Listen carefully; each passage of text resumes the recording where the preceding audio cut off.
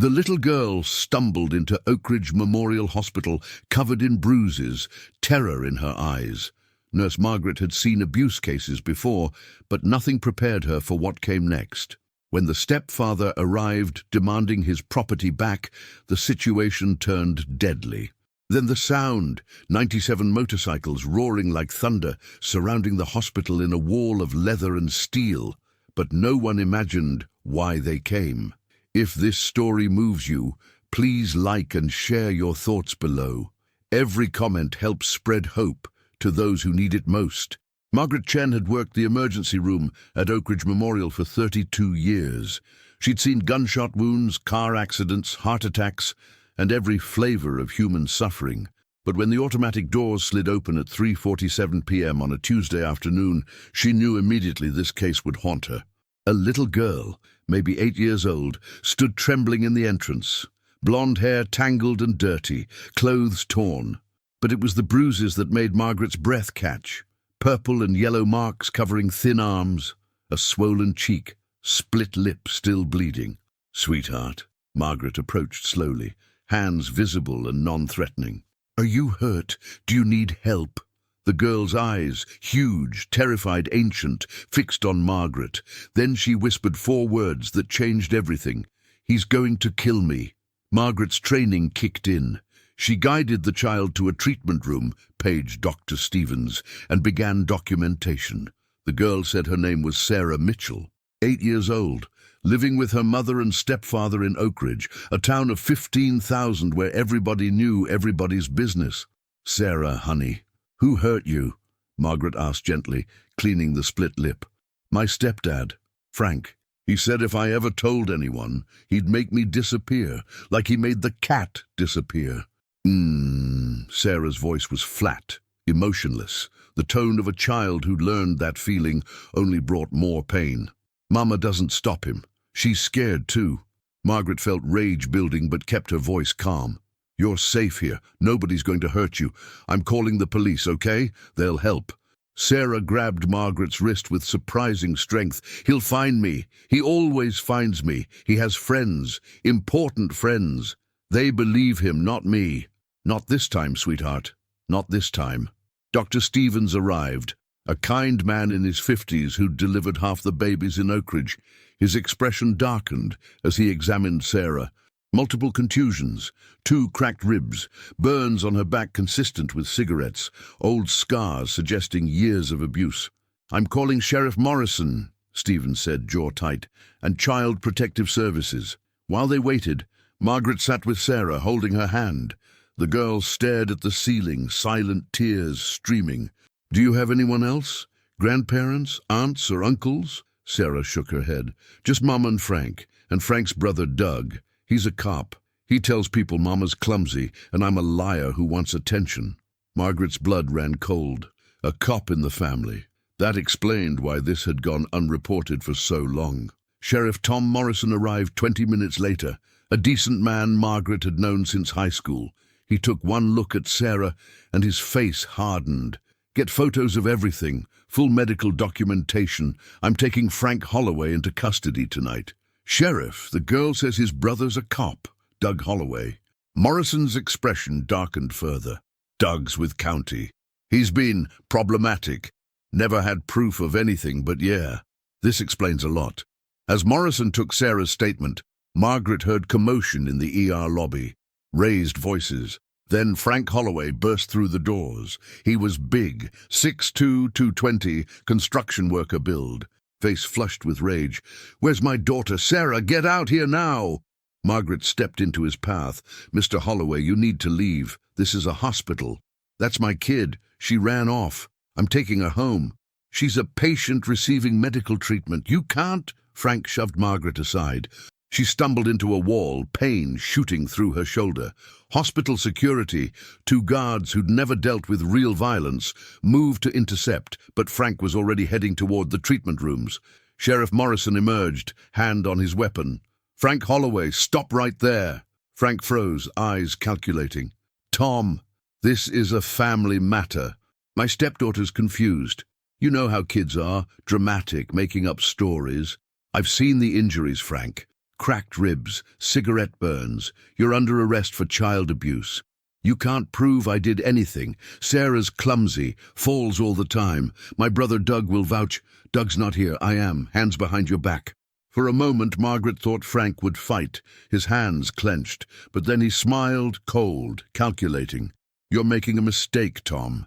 Big mistake. I got friends, lawyers. I'll be out in an hour, and when I am, that little bitch is going to pay for lying about me.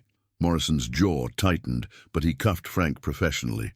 As deputies led him away, Frank called back, "Tell Sarah Daddy's coming home soon, real soon." The threat hung in the air like poison. After Frank was gone, Margaret found Sarah curled in a ball on the examination table, sobbing. "He's gonna kill me. He said it. You heard him. No, honey, he's going to jail. You're safe." But even as Margaret said it, she knew better. Men like Frank had ways, bail, lawyers, judges who believed successful white men over traumatized children, and if Doug Holloway was dirty, he'd help his brother walk. Dr. Stevens pulled Margaret aside. "CPS won't place her tonight. Emergency foster care is full. She'll have to stay here under observation." "Here? Frank knows she's here. What choice do we have?" Margaret looked at Sarah, tiny, broken, terrified. One little girl against a violent man with connections and a dirty cop for a brother. They needed help, real help. Margaret pulled out her phone and scrolled through contacts until she found the name she needed. Rex Hammer Johnson. She'd treated his daughter 5 years ago after a car accident. He'd been grateful, told her if she ever needed anything to call. Rex was president of the local chapter of BACA, Bikers Against Child Abuse, an organization of bikers who protected kids when nobody else would. Margaret's finger hovered over the call button. Was she really doing this? Calling in bikers to protect a patient? She looked at Sarah again, at the bruises, at the terror. She made the call.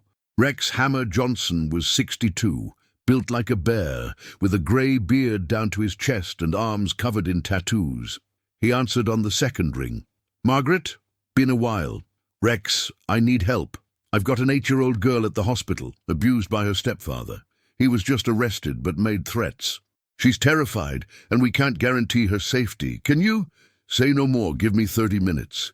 Margaret exhaled relief. "Thank you. That's what we do, darling. That's what we do." Margaret returned to Sarah's room.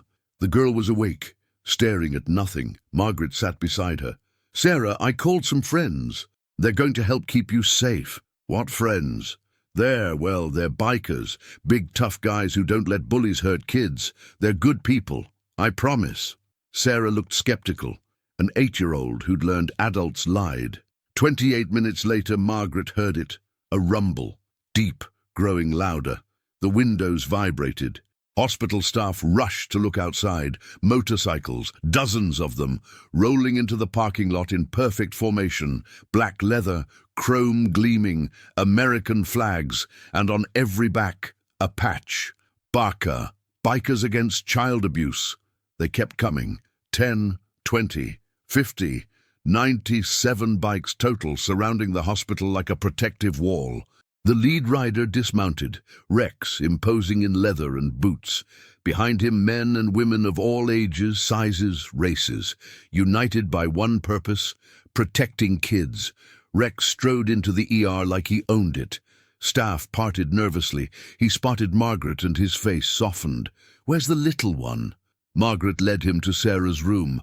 The girl's eyes went huge when Rex entered, this giant of a man with his intimidating appearance. Rex immediately dropped to one knee, making himself smaller. His voice, when he spoke, was gentle. "Hey there, Sarah. My name's Rex, but my friends call me Hammer. You know why?" Sarah shook her head, pressed against the far wall. "Because when I was little like you, my daddy wasn't very nice either. He hurt me a lot. One day I decided I was going to be strong enough nobody could hurt me again. So I lifted weights, learned to fight, got tough. Now, I use that strength to protect kids who need it. Kids like you." Sarah's guard lowered slightly. Your daddy hurt you too?" "Yes, sweetheart. A lot of us out there." He gestured to the parking lot. We've got stories, bad ones. That's why we ride together now, to make sure no kid has to face monsters alone. But Frank has friends, important friends, and his brother's a cop. Rex's expression hardened. I don't care if his brother's the president. Nobody touches you, not while we're here, you understand? 97 bikers just surrounded this hospital. We're not leaving until you're safe. 97? Sarah's voice was small. Want to see? Rex carefully lifted Sarah. She tensed, but didn't resist, and carried her to the window. Outside, the bikers stood beside their machines. When they saw Sarah's face, every single one raised a fist in solidarity. Sarah's breath hitched. They're all here. For me, every single one. And we got more if we need 'em. We protect kids, Sarah. It's what we do. It's all we do. For the first time since arriving, Sarah's face showed something other than fear. Hope. Tiny, fragile hope. Sheriff Morrison appeared, looking overwhelmed. Rex, I appreciate this, but you can't... Can't what, Tom? Stand in a public parking lot. Last I checked, that's legal. We're peaceful, just making sure the hospital knows this little girl's got friends. Morrison sighed. He'd worked with Bassa before. They were careful, legal, and terrifyingly effective. Frank's being processed, but his lawyer's already working bail, could be out tonight. Then we'll be here tonight, Rex said simply. Word spread fast in a small town. By evening, news crews arrived. Channel 7 got footage of the bikers standing guard. The story hit social media. 97 bikers protect abused girl from violent stepfather. Public response was overwhelming. Support poured in, but so did criticism. Some called the bikers vigilantes. Others questioned their methods. Inside the hospital, Sarah ate dinner for the first time in 2 days. Spaghetti brought by one of the bikers, a grandmother named Ruth who ran a diner. Sarah asked questions about the bikes, about Baka, about why they cared. Because every kid deserves to feel safe, Ruth explained, and sometimes the system fails, so we step in. We're not above the law, sweetheart. We work with police, CPS, courts, but we don't back down when a child's in danger. Night fell. The bikers remained. They set up shifts, some sleeping, others watching. Rex stayed with Sarah, sitting in a chair by her bed. Why are you doing this? Sarah asked quietly. You don't even know me. Rex's voice was rough with emotion. I told you my daddy hurt me. What I didn't tell you is nobody helped. Not teachers, not neighbors, nobody. I was alone until I got big enough to fight back. But you're not going to be alone. Not ever again. Sarah's eyes filled with tears. Promise? Promise, little one. You got 97 uncles and aunts now. We're your family. At 11 p.m., Frank Holloway made bail, $50,000 posted by his brother, Doug. Frank walked out of the county jail, rage burning. His lawyer, a slick man named Patterson, tried calming him. Frank, stay away from the girl. You're on bail conditions, no contact.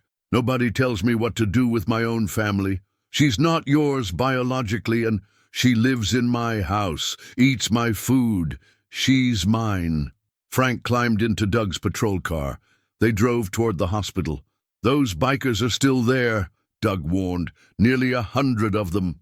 Frank's smile was cold. Then we'll see how tough they really are. They pulled into the hospital lot at 11:47 p.m. The bikers saw them immediately. Rex got the alert and stepped outside. Frank emerged from the car, Doug behind him. They approached the line of motorcycles. Every biker stood, a wall of leather and muscle. I want to see my daughter, Frank demanded. No, Rex said simply. You got no right. Neither do you. You're on bail for child abuse. Court order says no contact, so turn around and leave. Doug stepped forward, hand on his weapon. I'm a police officer. You're interfering. We're standing in a parking lot, not illegal. And your jurisdiction is county, not city. You got no authority here. Frank's face flushed red. That little bitch lied about me. I never touched her. Rex's voice dropped, dangerous. You got 3 seconds to get back in that car. 1. Or what? You'll attack a cop? 2. This ain't over. I'll get her back. 1 way or 3. 97 bikers took one step forward in perfect unison. The sound of boots on pavement echoed like a war drum, not threatening, just present, immovable. Frank and Doug faced a wall of humans who would not yield. Doug grabbed Frank's arm. "Let's go, now!" They retreated, but Frank's parting words carried, "Tell Sarah I'm coming for her real soon." The threat hung in the night air. Inside, Sarah had heard Frank's voice. She was shaking, hyperventilating. Margaret held her while Rex knelt beside the bed. "Hey, hey! Look at me, Sarah! Look at me!" Rex's voice was firm but gentle. "He left. We didn't let him near you, and we won't, ever. You understand? He can threaten all he wants, but he's got to go through us first. All 97 of us. He'll find a way. He always does. Not this time." Rex pulled out his phone and showed Sarah the Barker website. "You see this number? This is our hotline. You call it any time, day, night, doesn't matter. And a biker comes. We've protected thousands of kids. Not one has been taken while under our watch. Not one. But you can't stay forever." "No, but we can stay until the court case, until you're placed somewhere safe, until Frank's in prison where he belongs, however long that takes." Dr. Stevens entered with news. CPS found emergency placement. A foster family in the next county. Sarah can go there tomorrow. Rex nodded. "We'll escort her. Make sure she arrives safe." That night, Sarah finally slept. Real sleep, not the terrified half-consciousness she'd known for years, because outside her window, 97 bikers stood guard. Morning came. The escort was planned. 20 bikers would ride with Sarah to her new foster home, ensuring nobody intercepted her. But at 8 a.m., Margaret got a call that changed everything. CPS caseworker Linda Torres sounded panicked. "Margaret, we have a problem. The foster family got a call last night. Threats. They're backing out, and 3 other families I contacted also refused. Someone's pressuring them." "Doug Holloway," Margaret said grimly. "We can't prove it, but yeah, I've got nowhere to place Sarah. The judge won't remove her from Oak Ridge jurisdiction until the custody hearing next week. She's stuck here." Margaret's blood ran cold.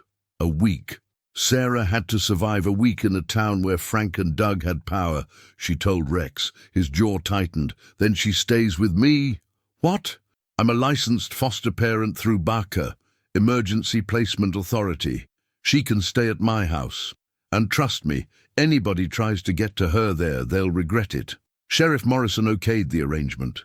By noon, Sarah was at Rex's house, a modest ranch on 10 acres outside town. But it wasn't just Rex.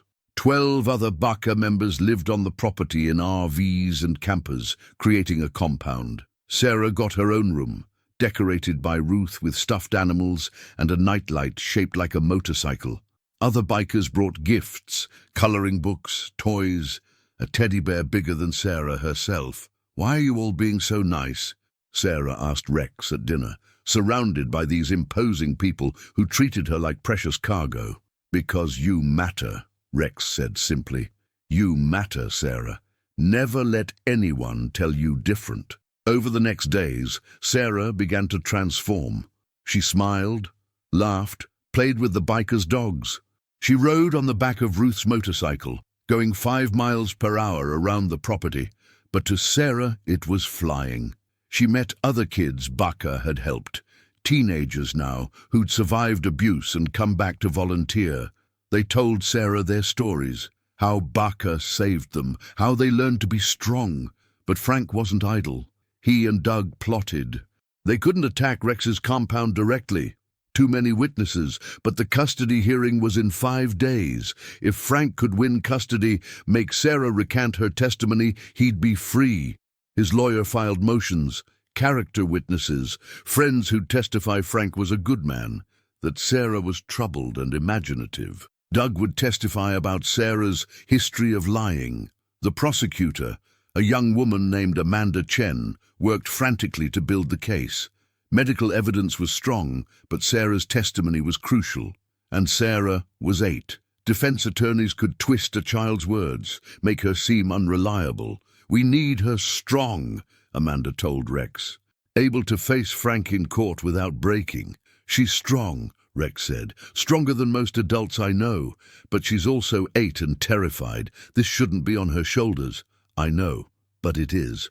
Rex spent evenings preparing Sarah, role-playing courtroom scenarios, teaching her to stay calm, tell the truth, not let Frank's lawyer intimidate her. Remember, he'd say, you're not alone in that courtroom. We'll be there, in the gallery, every single one of us. You look scared. You look at us. You'll see your family. You're really my family now, Rex's voice cracked. Yeah, little one, we really are. The night before the hearing, Sarah couldn't sleep. She found Rex on the porch, staring at the stars. Can't sleep either, he asked. She sat beside him. What if the judge doesn't believe me? What if Frank wins? He won't. But what if... Rex turned to face her fully. Sarah, listen. Tomorrow's going to be hard. The hardest thing you've ever done. Frank's lawyer will try to make you doubt yourself, to make you look like a liar. But you know the truth. Your body knows the truth. Those scars don't lie. The doctors know, the nurses know, and we know. All of us. You just got to stand up there and tell what happened. Can you do that? Sarah's voice was tiny. I think so. That's my girl. Rex pulled something from his pocket, a small patch with the Baca logo. This is your patch. You're officially part of the family now. You wear this, you're never alone. 97 bikers got your back, always. Sarah clutched the patch like a lifeline, tears streaming. Thank you for saving me. You saved yourself, kiddo. You ran. You asked for help. That takes more courage than anything we did. We just made sure your courage wasn't wasted. Morning came too fast.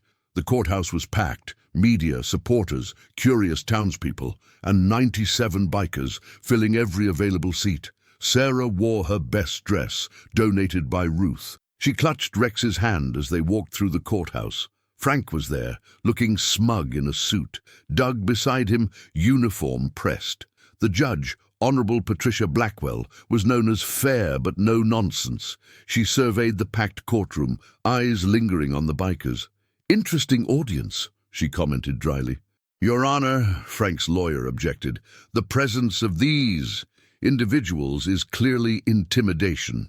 They're sitting quietly in a public courtroom. Judge Blackwell interrupted. I see no intimidation. Proceed. The hearing began. Medical testimony was damning. Dr. Stevens described injuries. Photos were shown, bruises, burns, broken bones. The defense tried claiming Sarah was clumsy, accident-prone. Then came Doug Holloway's testimony. In uniform, he presented as credible. Sarah's always been dramatic, Your Honor. Makes up stories. Her mother will confirm Sarah's got behavioral issues. My brother Frank's been patient, trying to help. But kids today, they know if they cry abuse, adults panic. The prosecutor cross-examined, but Doug was slick, prepared. Then it was Sarah's turn. She walked to the witness stand, tiny in the large chair. The bailiff held a Bible for her oath. Her voice shook.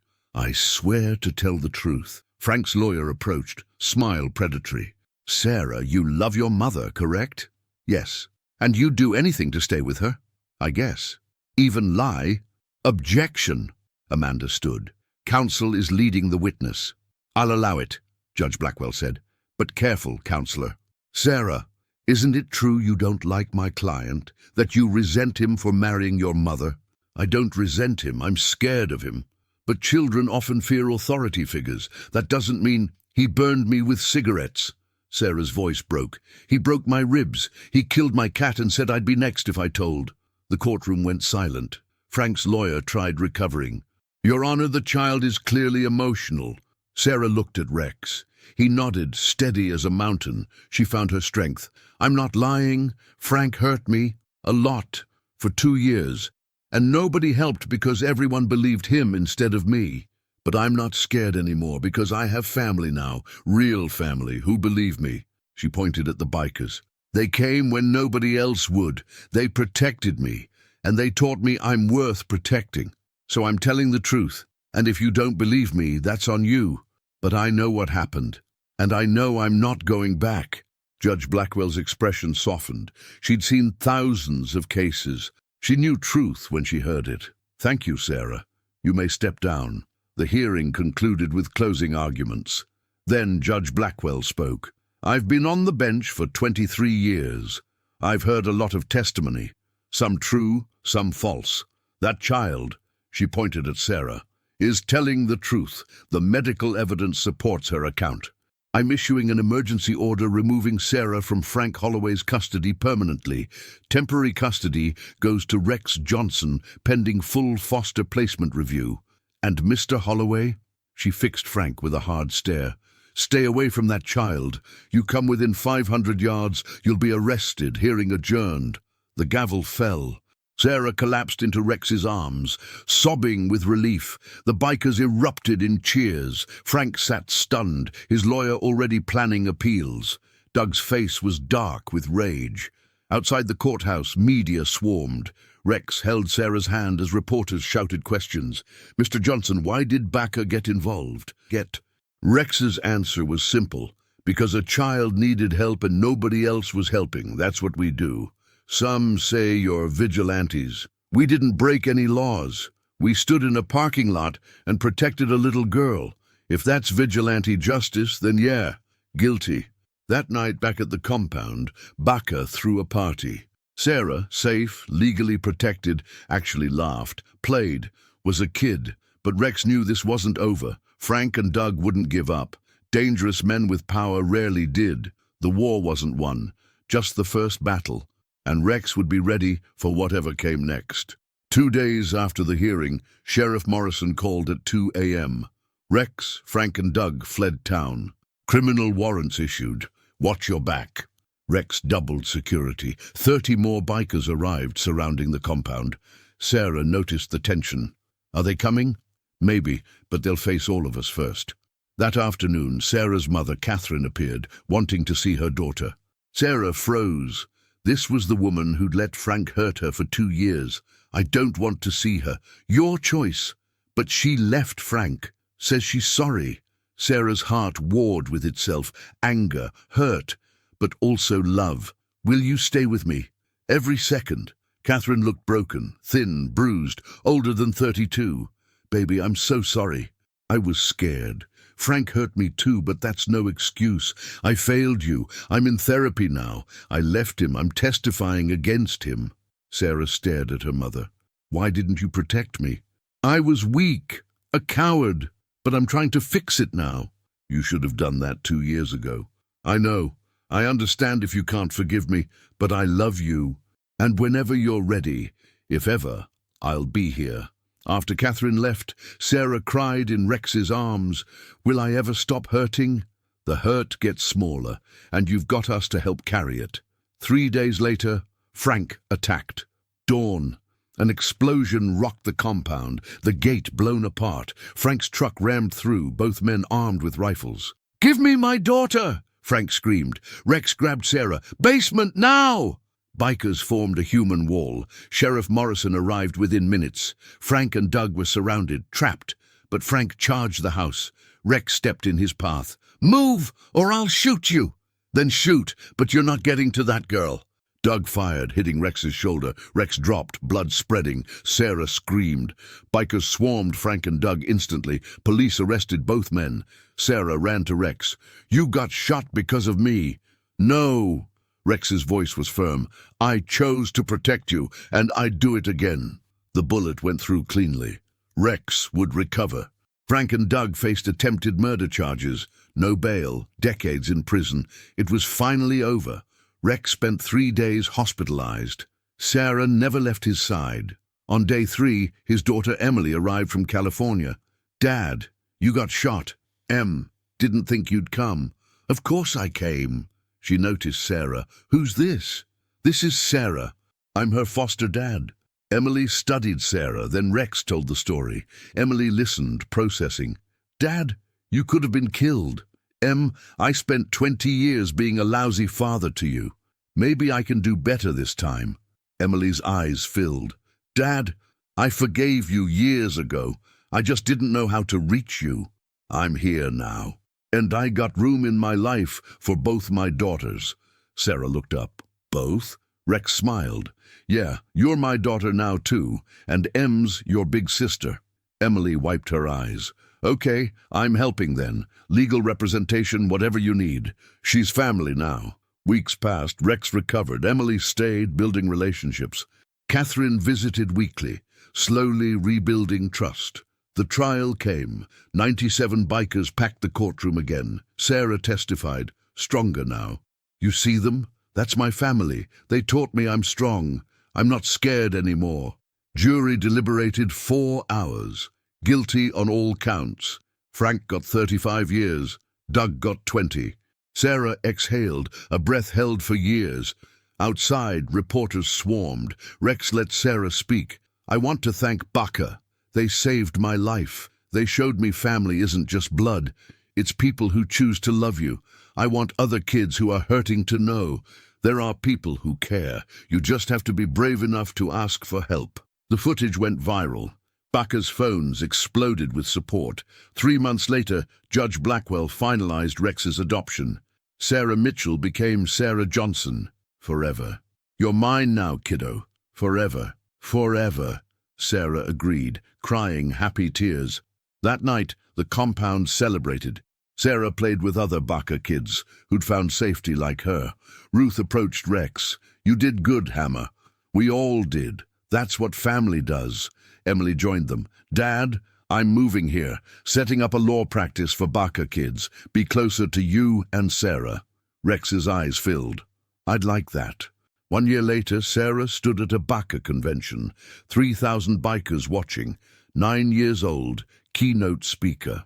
My name is Sarah Johnson. 1 year ago, I was broken. Then I met Rex and 97 bikers who decided one little girl mattered. She told her story: abuse, hospital, bikers, trial, adoption. Baka taught me I'm worth saving. Now I want to help other kids, so I'm starting Sarah's Voice, where survivors help each other heal. The applause was deafening. After, a 12-year-old girl approached. Sarah, my stepdad hurt me too, but I saw your story. I told my teacher. Baka came. Now I'm safe. Sarah hugged her. You're brave, and you're not alone. That night, the Johnson family, Rex, Sarah, Emily, Ruth, watched stars together. You happy, Dad? Rex felt peace settle over him. Yeah, kiddo, I really am. Emily checked her phone. Sarah's Voice has 50 volunteer applications already. Good, Sarah said. Lots of kids need help. Catherine called weekly now, their relationship healing. Sarah was learning to forgive. Frank thought he could break me, Sarah said, but he just made me strong and led me to my real family. Rex kissed her head. You were always strong. You just needed people to remind you. Months passed. Sarah's Voice grew nationwide. Sarah appeared on talk shows speaking about child abuse. Poised, articulate, powerful. Frank watched from prison, rage burning. But Sarah had won. On Sarah's 10th birthday, Doug sent a letter from prison. I don't expect forgiveness, but you changed me. Watching your strength broke something in me. I realized I'd become a monster. I'm in therapy now. You're a hero, Sarah. Thank you for being brave. Sarah read it twice. Do you think people can change? Some can, if they want to badly enough. 2 years later, Sarah was 12, featured in Time magazine, testified before Congress. But still just a kid. School, friends, being Rex's daughter. Emily opened her law practice for Baka kids. She married, had a baby. Sarah became big sister. Catherine had 2 years sober. Their relationship was cautious but real. I'm proud of you, Catherine told her. You're changing the world. I just don't want other kids to hurt like I did. I forgive you, Mom. It took time, but I do. Catherine cried, healing words she'd waited years to hear. Rex was 64 now, still riding. His favorite title remained Dad. 5 years after her rescue, Sarah spoke at a high school. After, a small girl approached, bruises barely visible. Miss Sarah, my uncle hurts me. Nobody believes me. Sarah's heart broke and soared. I believe you. You're not alone anymore, she called Rex. Within hours, Baka mobilized. By evening, the girl was safe, another child saved. That night, Sarah sat on the porch with Rex. You saved another one today. We saved another one. That girl will heal, And someday she'll help another kid. The cycle continues. Sarah smiled. Frank wanted to break me. Instead, he created an army of survivors. They sat in comfortable silence. In the distance, motorcycles rumbled, new members arriving. Inside, Emily put her son to bed. Ruth baked cookies. Catherine volunteered in Baca's office. Sarah had learned family wasn't about perfection. It was about showing up. About 97 bikers deciding one little girl mattered. Dad, I love you.